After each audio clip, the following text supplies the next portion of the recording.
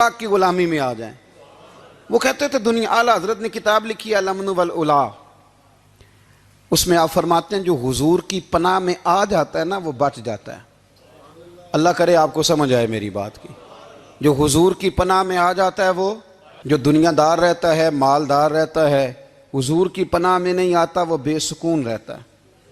فرماتے ہیں یہاں دنیا میں بھی حضور کی پناہ میں آ جاؤ، آج لے ان کی پناہ۔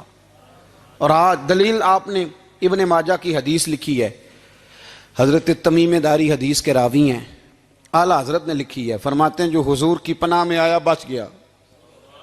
دلیل دیتے ہیں، فرمایا انسان جانور بھی آتے تھے تو بچ جاتے تھے۔ حضرت تمیم داری رضی اللہ تعالیٰ عنہ فرماتے ہیں کہ ہم کھڑے تھے، ایک اونٹ دوڑتا ہوا آیا، نبی کریم صلی اللہ علیہ وسلم کے پہلے اس نے قدموں پہ سجدے کیے۔ صحابہ کہنے لگے حضور ہمیں بھی اجازت دیں، فرمایا وہ تو بے زبان ہے، اسے تو پتہ کوئی نہیں، پیش نظر ہے وہ نو بہار، سجدے کو دل ہے بے قرار، روکیے سر کو روکیے یہی تو امتحان ہے۔ فرمایا اسے کیا پتا، تم تو مکلف ہو شریعت کے، تمہیں اجازت نہیں ہے۔ اور اعلیٰ حضرت نے 2 ٹوک لکھا ہے، فرمایا سوائے خدا کے کسی کو تعظیمی سجدہ بھی حرام ہے۔ یہ نوٹ کر لیں میری بات۔ اور اعلیٰ حضرت نے فتاوی رضویہ میں لکھا ہے کسی قبر پہ جاؤ تو 4 ہاتھ دور کھڑے رہو۔ اللہ کرے آپ کو سمجھ آئے، کتنے ہاتھ؟ 4 ہاتھ دور کھڑے رہو، سورۃ فاتحہ پڑھو، درود شریف پڑھو، جس قبر پہ گئے ہو ان کی روح کو اصال ثواب کرو، ان کے وسیلے سے دعا مانگو۔ اعلیٰ حضرت فرماتے ہیں قبر کو سجدہ بالاتفاق حرام ہے، طواف قبر کا کرنا بالاتفاق حرام ہے، بوسہ لینے میں اختلاف ہے کہ جائز ہے کہ ناجائز ہے، لیکن بوسے سے بھی چونکہ شک پڑتا ہے تو فرماتے ہیں احمد رضا کی رائے یہ ہے کہ بوسہ لینے سے بھی بچا جائے۔ وہ آ گیا تو اس سے اگلی باتیں کرتا ہے، بس خاموش رہ، باادب رہ اور پیچھے رہ۔ تو حضرت تمیم داری کہتے ہیں یہ حدیث اعلیٰ حضرت نے لکھی ہے الامن والعلا میں، فرماتے ہیں کہ اونٹ نے پہلے سجدہ کیا، قدم چومے، پھر اس نے حضور کے کان میں کوئی بات کہی۔ روزے دے دوالے نے غلامہ دیاں ٹولیاں، ایک پہ سن دے کروڑاں دیاں بولیاں، یعنی اونٹ نے بات کی تو حضور نے وہ بھی سن لی۔ اعلیٰ حضرت کہتے ہیں جو پناہ میں آتا ہے بچ جاتا ہے۔ کہتے ہیں رسول کریم نے نا اونٹ کی پشت پہ ہاتھ پھیرا اور اللہ کے محبوب فرمانے لگے فکر نہ کر، اب تو آ گیا ہے نا تو جیسے تو کہے گا ویسے ہی ہو جائے گا، جیسے تو کہے گا ویسے ہی۔ ابن ماجہ میں موجود ہے، پر میں چونکہ فاضل بریلوی رحمۃ اللہ علیہ کی کتاب سے پیش کر رہا ہوں الامن والعلا سے، تو میں اسی انداز میں پیش کر رہا ہوں جس انداز میں وہاں ہے۔ حضرت تمیم داری کہتے ہیں کہ ہماری سمجھ میں بات کوئی نہ آئی، تھوڑی دیر گزری تو کچھ لوگوں نے ہاتھوں میں رسیاں پکڑی ہیں، خنجر پکڑے ہیں، دوڑے آئے، یا رسول اللہ یہ ہمارا اونٹ ہے۔ حضرت تمیم داری کہتے ہیں میں نے دیکھا کہ جب وہ آ گئے نا خنجر لے کے تو اونٹ حضور کے پیچھے چھپ گیا۔ آج لے ان کی پناہ، آج مدد مانگ ان سے، وہ حضور کے پیچھے چھپ گیا۔ تو کہتے ہیں کہ نبی کریم صلی اللہ تعالیٰ علیہ وسلم نے فرمایا کیا مسئلہ ہے بھائی؟ یا رسول اللہ ہمارا اونٹ ہے، ذبح کرنے لگے تھے دوڑا ہے۔ تو حضور فرمانے لگے وہ تو تمہاری شکایت کر رہا ہے۔ وہ کہتا ہے یا رسول اللہ میں نے برسوں ان کی نوکری کی، برسوں میں نے بڑی نوکری کی۔ صحیح کہتا ہے یا رسول اللہ؟ ٹھیک کہتا ہے حضور، اب بوڑھا ہو گیا ہوں، تھوڑا زیادہ بوجھ نہیں اٹھا سکتا تو مجھے ذبح کر کے کھانا چاہتے ہیں، میں مرنا نہیں چاہتا۔ نبی کریم فرمانے لگے اچھے لوگ یہ صلہ دیتے ہیں؟ انہوں نے عرض کی حضور آپ حکم کر دیں، ہم اس کو چھوڑ دیتے ہیں یا رسول اللہ، نہیں ذبح کریں گے، خدمت کریں گے۔ حضور فرمانے لگے نہیں، اب میرے پاس آیا ہے نا، اب میں نے واپس نہیں کرنا، آج ہو گیا ہے، آج لے ان کی پناہ، آج مدد مانگ ان سے، آج ہو گیا یا رسول اللہ پھر رکھ لیں۔ حضور نے فرمایا نہیں بھائی پیسے بتاؤ کتنے ہیں؟ یا رسول اللہ نہیں کچھ نہیں۔ نبی کریم علیہ السلام نے فرمایا نہیں بتاؤ کتنے، بتاؤ کتنے؟ انہوں نے کہا حضور ایک دفعہ ریٹ لگایا تھا تو 100 دینار لگا تھا، حضور نے فرمایا بلال دے دو 100 دینار، 100 دینار دے دیا۔ اعلیٰ حضرت فرماتے ہیں دیکھو ان کی پناہ میں آنے کی برکتیں کتنی ہیں۔ ان سے کہا تم جاؤ، وہ چلے گئے، حضور نے پشت پہ ہاتھ پھیرا، فرمایا جا تو آزاد ہے۔ حضرت تمیم داری کہتے ہیں وہ پہلے گیا پھر پلٹ کے آیا، اس نے نبی پاک کے کان میں کو بات کی، کئی باتیں کی، پر میں ایک بات کرتا ہوں، کئی باتیں کی، ایک بات کی تو حضور رو پڑے۔ اونٹ چلا گیا، ہم نے عرض کی حضور یہ کیا کہہ گیا ہے؟ تو محبوب فرمانے لگے یہ کہہ گیا یا رسول اللہ جس طرح آپ نے مجھے چھری سے بچایا ہے میں دعا کرتا ہوں اللہ آپ کی امت کو جہنم سے محفوظ فرمائے، اللہ جہنم سے بچائے آپ کی امت کو، اس طرح مجھے چھری سے آپ نے محفوظ کیا۔ اعلیٰ حضرت فرماتے ہیں کن چکروں میں پڑے ہوئے ہو، کن چکروں میں؟ پیسوں کی پناہ لیتے ہو، عہدوں کے پیچھے چھپتے ہو، دولت کے پیچھے چھپتے ہو، تعلقات کے پیچھے چھپتے ہو۔ فرمایا مصیبت آئے گی تو یہ سارے ہٹ جائیں گے، اگر پناہ لینی ہے تو مدینے والے محبوب کی پناہ لو، دروازہ رسول پہ آؤ، نبی کریم کی بارگاہ میں جھکو، حضور سے پیار کرو۔ اعلیٰ حضرت فرماتے ہیں محبوب کا ادب کرو، رسول اللہ کی غلامی کرو۔ فرماتے ہیں پھر کہ گلی گلی تباہ، ٹھوکریں سب کی کھائیں کیوں، دل کو جو عقل دے خدا تو تیری گلی سے جائے کیوں۔ اور فرمانے لگے جان ہے عشق مصطفیٰ روز فزوں کرے خدا، جس کو ہو درد کا مزہ وہ ناز دوا اٹھائے کیوں، جس کو ہو درد کا مزہ وہ ناز دوا اٹھائے کیوں۔ انہوں نے محبوب کریم کی محبت کا پیغام دیا، صحابہ کی محبت کا، بولیے صحابہ کی محبت کا پوری کتاب لکھی حضرت صدیق اکبر جناب عمر کے فضائل پر۔ اور مزے کی بات یہ ہے کہ اعلیٰ حضرت نے نا اردو شاعروں میں سے کسی کو توفیق نہیں ہوئی حضور کو شہنشاہ کہنے کی، اعلیٰ حضرت نے کہا میرے نبی شہنشاہ ہیں۔ دلیل کیا دی؟ فرمانے لگے پڑھو ترمذی، حضور نے فرمایا میرے دو وزیر زمینوں میں ہیں دو آسمانوں میں، زمین کے دو وزیروں کے نام ابو بکر اور عمر ہیں، آسمان کے دو وزیر ہیں جبریل اور میکائیل۔ تو اعلیٰ حضرت کہنے لگے حضور وزیر تو کسی شہنشاہ کے ہی ہوتے ہیں، پھر کہہ لو نا شہنشاہ۔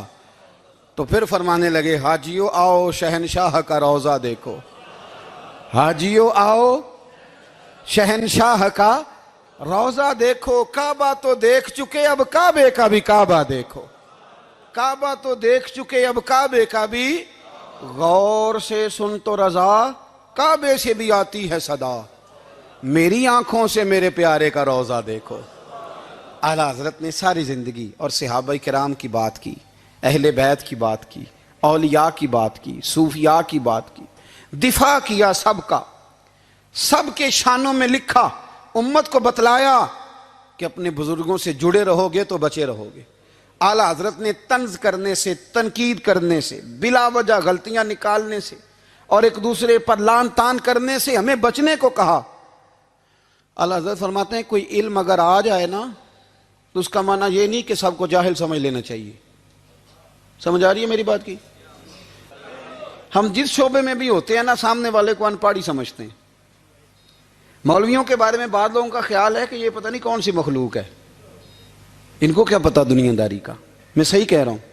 اسی طرح جو میرے شعبے سے تعلق رکھنے والے لوگ ہیں وہ کہتے ہیں شاید سارے تاجر 2 نمبر طریقے سے ہی مال کماتے ہیں۔ یہ ہو نہیں سکتا، ایسا ہو نہیں سکتا۔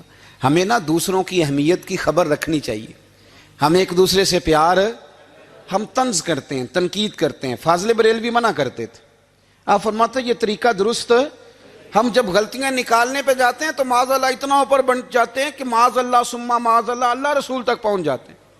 اعلیٰ حضرت کے زمانے میں ایک شخص نے کہہ دیا نبی پاک کا خیال آئے تو نماز ٹوٹ جاتی ہے۔ عقل ہے نا جی، جہاں مرضی لے جاؤ۔ وہ کہنے لگا جی میں نے خالص اللہ کے لیے پڑھنی ہے نا فلسفہ عجیب، نبی پاک کا خیال آئے تو نماز۔ اعلیٰ حضرت فرمانے لگے تو بڑا ہی پاگل ہے، جب تو کہے گا السلام علیکہ ایھا النبی خیال آئے گا کہ نہیں؟ فرمانے لگے تو بڑا ہی نادان ہے، جب تو کہے گا اللہم صلی علی محمد وعلی خیال آیا کہ نہیں آیا؟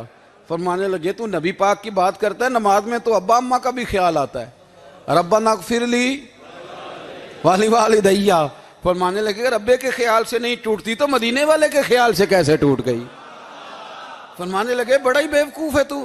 اعلیٰ حضرت فرمانے لگے تو کہتے ہے حضور کا خیال آئے تو ٹوٹ جاتی ہے؟ فرمانے لگے جب تک حضور کا خیال آئے نہ نماز ہوتی نہیں، جب تک حضور کا خیال نہ آئے نماز ہوتی نہیں، سوال ہی نہیں پیدا ہوتا۔ لوگوں نے کہا جناب وہ کس طرح؟ تو اعلیٰ حضرت فرمانے لگے اللہ نے کہا قرآن میں واقعی الصلاۃ نماز پڑھو، یہ نہیں بتایا کتنی پڑھنی ہے، اور یہ بھی نہیں بتایا فجر کی کتنی پڑھنی ہے، یہ بھی نہیں بتایا ظہر کی، یہ بھی نہیں بتایا قیام کیسے کرنا ہے، ہمیں یہ بھی نہیں بتایا رکوع کیسے کرنا ہے۔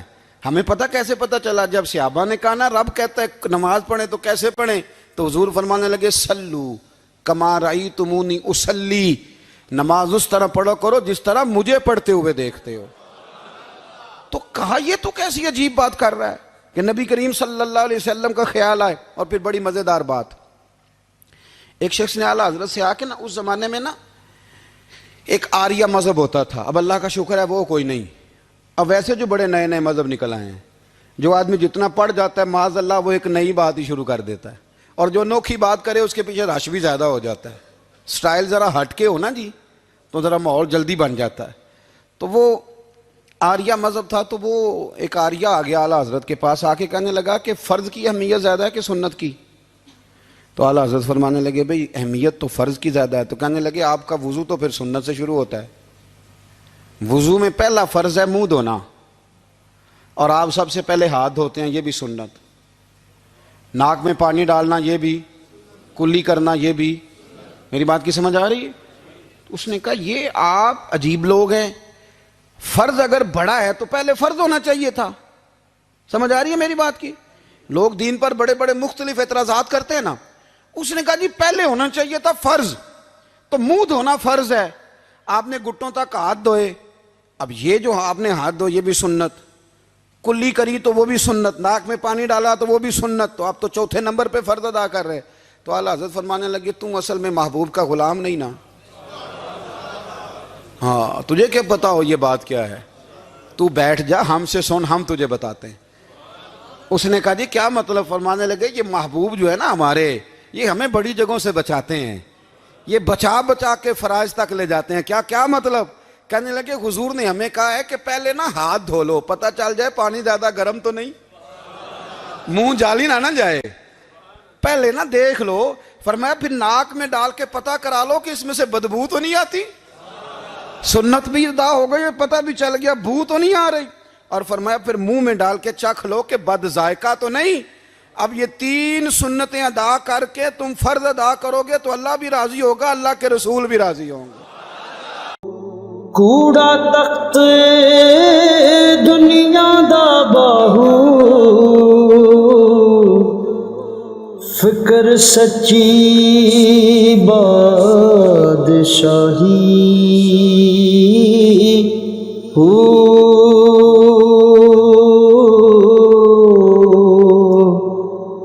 جس دل سے